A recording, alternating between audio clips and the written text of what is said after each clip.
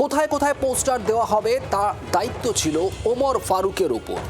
ওমর ফারুক এই পোস্টার দিত বিভিন্ন জায়গায়, রাজধানী শহর সহ আরও একাধিক শহরে। স্টপ জেনোসাইড, আজাদ কাশ্মীর সহ একাধিক পোস্টার দিত ওমর ফারুক এবং বাংলাদেশের রবিউল ইসলাম। আর তারপর তারা ডেরা বেঁধেছিল নিউ টাউনের হাতিয়ারায়, কিন্তু শেষ রক্ষা হলো না।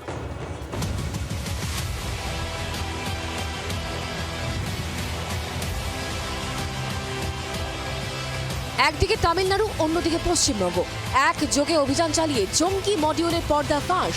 ৮ জঙ্গিকে পাকড়াও করল দিল্লি পুলিশ।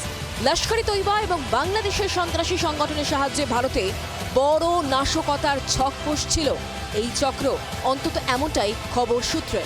ধৃত ৮ জনের মধ্যে ৭ জন বাংলাদেশের, একজন এপারের মালদার বাসিন্দা ওমর ফারুক সহ বাংলাদেশের রবিউল ইসলামকে কলকাতা থেকে গ্রেফতার করে দিল্লি পুলিশের স্পেশাল সেল। গত 15ই ফেব্রুয়ারি দিল্লি পুলিশের স্পেশাল সেল তারা এ রাজ্যে আসে এবং নিউ টাউনের হাতিয়ারা থেকে রবিউল ইসলাম, যে আদতে বাংলাদেশের বাসিন্দা, এবং ওমর ফারুক, যে মালদার বাসিন্দা, তাদের দুজনকে গ্রেফতার করে এবং তারপরে তাদের দুজনকে দিল্লিতে নিয়ে যাওয়া হয়। তাদেরকে জেরা করার পর তামিলনাড়ু থেকে আরও 6 জনকে গ্রেফতার করা হয়।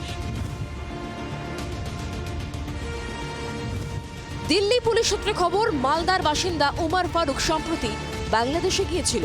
সেখানেই ওমরকে নিষিদ্ধ পোস্টার লাগানোর দায়িত্ব দেওয়া হয়।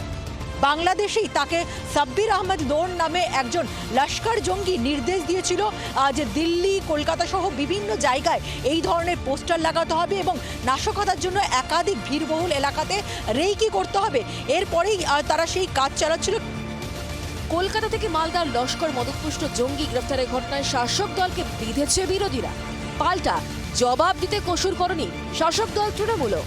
যেভাবে উনি সরকার পরিচালনা করেছেন এবং ওনার দল যেভাবে ভোটের স্বার্থে যাদের দলে নিয়েছেন, যাদের পাশে দাঁড়াচ্ছেন, যেভাবে ভোটার লিস্টের নাম তোলার জন্য এই ধরনের মানুষদের আইডেন্টিটি কার্ড তৈরি করে দেওয়া হয়েছে, এই সরকারের কারণে আজকে এই অবস্থা তৈরি হয়েছে। তাহলে মোদী সরকার আর এই মমতা সরকার এখন কি হচ্ছে? Home grown terrorist. কার ব্যর্থতা? 20 বছরে কেন এরকম হলো?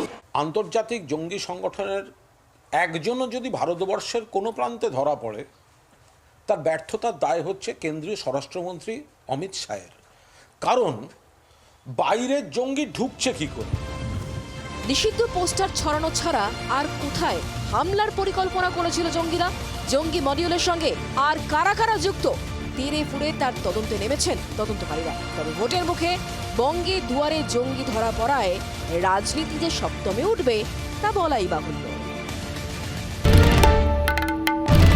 বাংলার আওয়াজ, বাঙালির আবেগ, জি 24 ঘন্টা।